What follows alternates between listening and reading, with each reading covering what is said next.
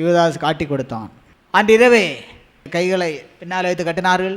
இடுப்பில் ஒரு விலங்கு போட்டார்கள். முன்னால் நின்று அந்த இடுப்பில் போட்ட விலங்கை முன்னாலும் கையில் கட்டினதான விலங்கை பின்னாலும் பிடித்து கொண்டார்கள். கற்பாறையில எல்லாம் பிடி தள்ளி தலையாவது உடையட்டென்று ஒன்று நடக்கவில்லை. பிரதான ஆசாரியனுடைய கொட்டாரத்தில் ஒரு குழி வைத்திருப்பார்கள். கைதியெல்லாம் கொண்டு போடுவார்கள். அவரை தூக்கி அங்கே போட்டு பின்னாங்க இருந்து எடுத்து அப்புறம் என்ன விசாரணை, அநியாயமாக 7 விசாரணைகள் செய்யப்பட்டார்.